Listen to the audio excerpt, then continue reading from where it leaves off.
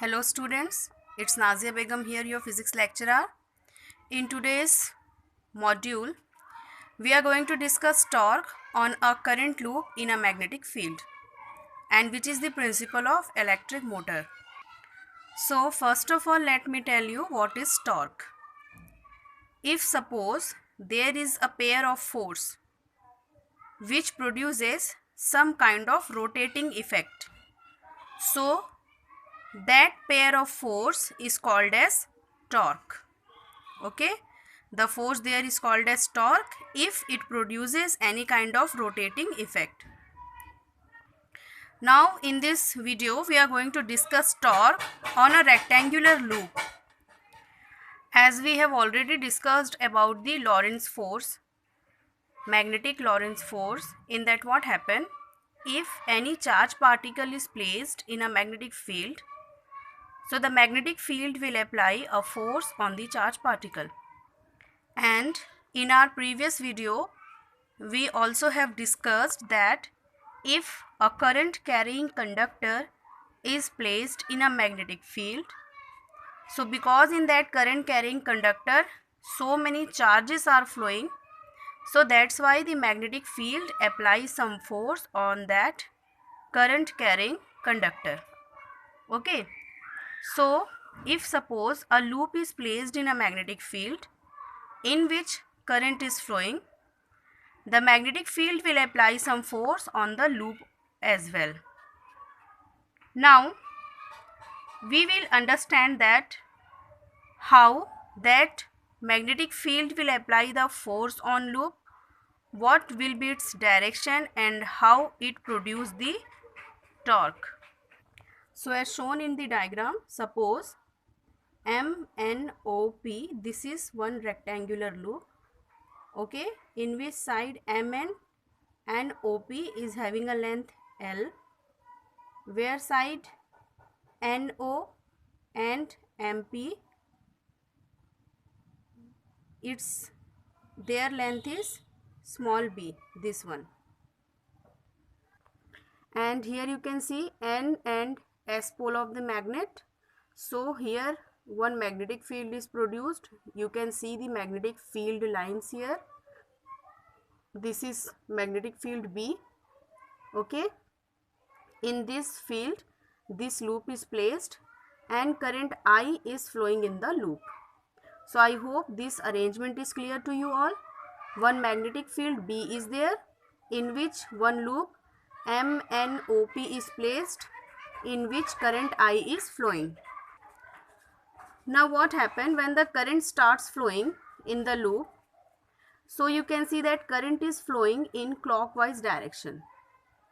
Okay, so when the current is in arm Mn, the current is perpendicular to the field. Here in MP, the current is parallel to field B. Okay, so this arm MP and this arm NO, they both are parallel to the magnetic field. That's why the angle between the length, this one length, and magnetic field, the angle here will be 0 degree. That's why the Lorentz magnetic Lorentz force here on arm MP and ON will be 0. But this side MN and this side OP, these sides are perpendicular to the field. Okay, means sides, not the current flowing in the sides are perpendicular to the field. Here you can see the current is going in upward direction. Here the current is going in downward direction. Is it clear to you all? Because MP and NO, in these two sides the current is parallel to field B, I is parallel to B. That's why the force here will be 0. But in Mn and OP the current is perpendicular to the field, and that's why here maximum amount of current force will be there. Okay, so now we have understood this thing, that the force will be applied on these two sides. Now we will see that force will be in which direction. Okay, So for this side MN, you can see here this is the direction of magnetic field, right hand side direction, and the direction of current is in upward direction.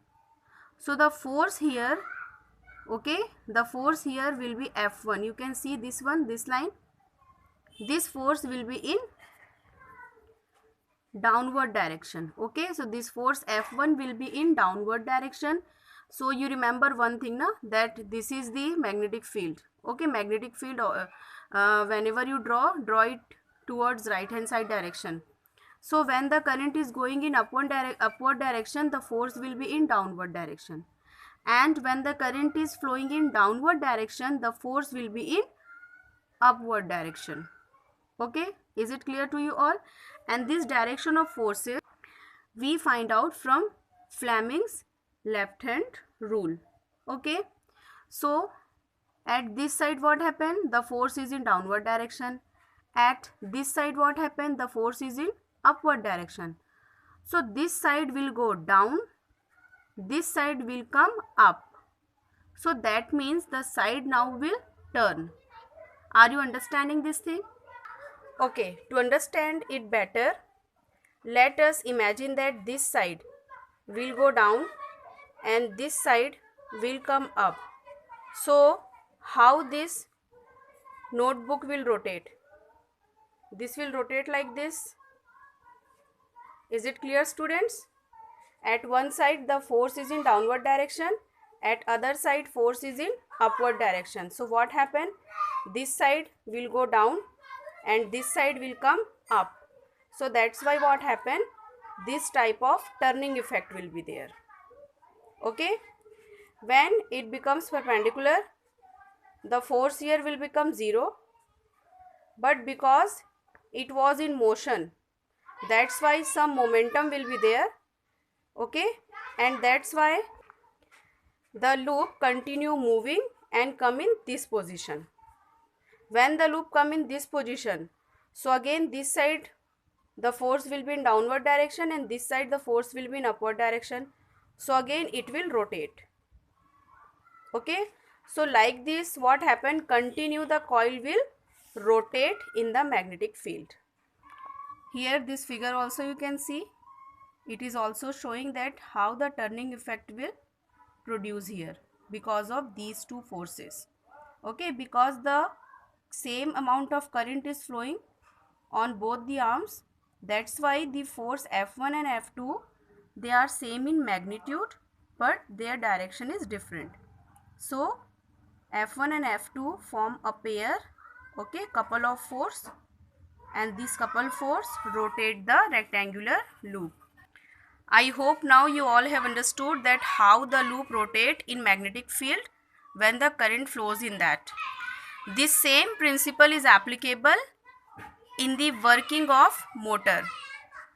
So what is the principle of motor? The principle of motor is that when a rectangular loop is placed in a magnetic field and current flows through that, the magnetic field will apply some force on loop and the loop starts rotating. So you might have seen that in motors also, when we connect it to power source, when we supply current in that, the coil in the motor starts rotating. So we have understood that how the torque is produced there. Now we will find out the formula for torque. So torque, as we have already studied in class 11th also, its formula is either force into arm of the couple. Either force means any one force. See, F1 and F2, they both are same in magnitude. So any one force we will take into arm of the couple force. So to find out the force and arm of the couple, we go back to our figure. For amount of force, we have the formula ILB, and to find out the arm of the couple, okay, by this figure. This is the figure where the loop is rotating. So by this we have BA cos alpha. When the loop is rotating, the loop will make some angle with field B. Suppose that angle is alpha. Okay, so this line is the distance between first arm, this is the first side and this is the second side. Here the force F1 will act, here the force F2 will act. So this distance MP is the distance between these two forces. So that distance we can calculate in terms of cos alpha. So that distance is B cos alpha. From where this B cos alpha we have? See, this is one right angle triangle. Here the right angle is there. So this is one triangle you can see. In this triangle, this is angle alpha. This line we have to find out. Okay, initially we have seen that this line is B and this is angle alpha. So this distance between them, this one, this distance is equals to B cos alpha. Now when we put the values of one force and the distance, okay, we have this equation, but alpha plus theta equals to 90 degree. In previous figure we have seen that alpha plus theta is 90 degree. Here you can see this is theta and this is alpha. So when we combine them, it becomes 90 degree. That means alpha equals to 90 minus theta. So when we put it here, 90 minus theta, so cos 90 minus theta is sin theta. And here B is there, here L is there. L is the length of the rectangular coil, B is the breadth. So L into B, length into breadth, equals to area. So IAB sin theta, this is the required equation for the torque. Okay. Now in our previous video we have derived the formula of magnetic dipole with the help of electric dipole, and the value of magnetic dipole came as I into A. Okay, so here in place of IA we will put M. So tau equals to MB sin theta, or here sin theta is there, so we can write it in terms of vector product. So tau equals to vector M cross vector B. If the coils have n number of turns, so we will simply multiply it with n. So we have this equation, or this one, or this one. Okay. And I'm sorry students, because today so much noise is there outside, so you may have heard that, and because of that you may get disturbed also, so sorry for that. Now as the loop further turns in clockwise direction, the magnitude of F1 and F2 remain the same, but the torque due to them starts decreasing. It becomes zero when the plane of the loop becomes perpendicular to the magnetic field, and this thing I have explained you. Now let's discuss some special cases. If theta equals to 0, that is B is perpendicular to the plane of the loop, so or theta equals to 180 degree. In both the cases, when we put the value of theta, sin 0 as well as sin 180, its value is 0. So there the torque will be 0 and there will be no force on the rectangular loop.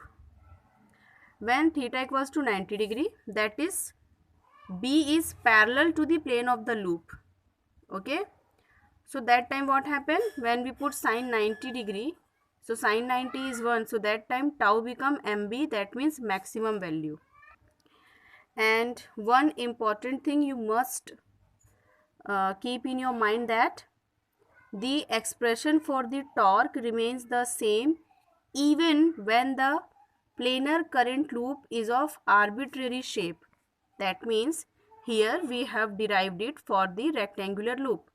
Suppose the loop is not rectangular but in circular shape or any other shape like kite shape, heart shape, any kind of loop is there, but the torque will act in the similar manner.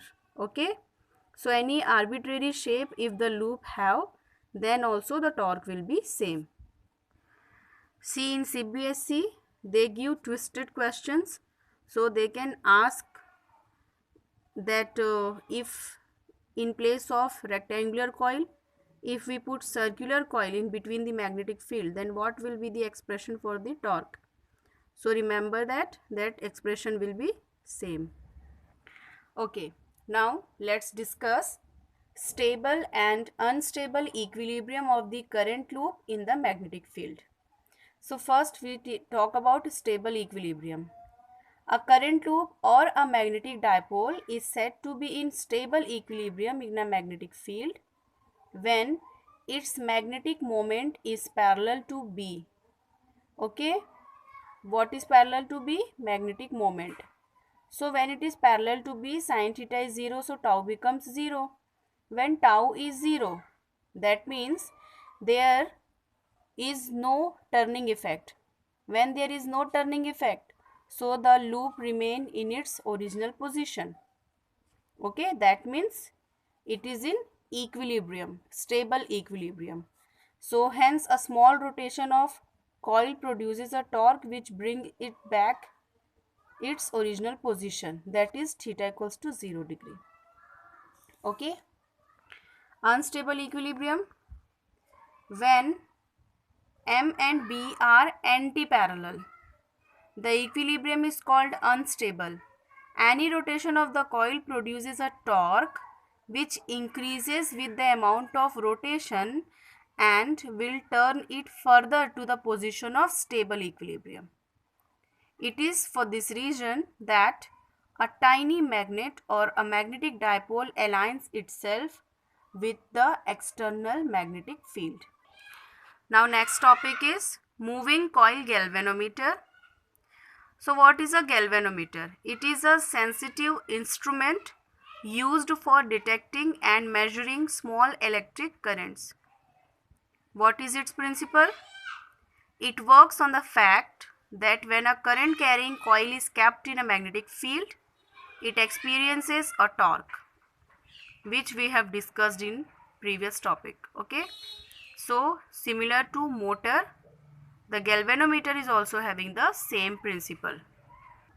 Now here let's see the construction of galvanometer. So here we have one coil MNOP. Okay, in this coil large number of turns of insulated copper wires are there, which are wounded over a frame made of non-magnetic material. Okay, that frame should be of any non-magnetic material, so that magnetic effect or the magnet which is present around the loop, here you can see this is the magnet NNS around the loop. So these magnets should not affect the material on which the loop the wires are wounded in form of a loop. Okay, the coil may be rectangular or circular in shape. Both type of shapes can be there. And the coil is suspended vertically. So here you can see this coil is suspended vertically from a movable screw H. So here you can see one movable screw is there. With this the coil is suspended vertically. Okay, with the help of a phosphorus bronze wire. This is one phosphorus bronze strip. Okay, and cylindrical pole piece N and S is there. The core is spherical in shape for a circular coil and cylindrical for a rectangular coil. Is it clear? This is the core na. So when the coil is rectangular, the core should be cylindrical. Okay, sorry, circular. Sorry, cylindrical, and if it is sphere, it should be circular. If the coil is circular, the shape of the core is spherical. If the coil is rectangular, the shape of the coil is cylindrical. The lower end of the coil is connected to a spring and other end of the spring is connected to a binding terminal T2. Okay, here you can see T2 is there. So with this T2, another end of this spring is connected. A torsion head is also connected to a binding terminal. Okay, then a small light mirror M is attached to the suspension wire to measure the deflection of the coil by lamp and scale arrangement. The entire apparatus is enclosed in a brass case with glass window at the front to avoid disturbance due to air, etc. Okay, it is covered with glass window so that we can see inside it, but air or any kind of external disturbance should not touch the apparatus. So this is the arrangement of the galvanometer. So this is it for today's lecture. In next lecture, I will tell you the theory and working of galvanometer, and also we will discuss its sensitivity and how it can be used as voltmeter and ammeter. For today, this is it for today's video. See you in next lecture. Till then, goodbye, take care, do some productive work, be healthy, be safe.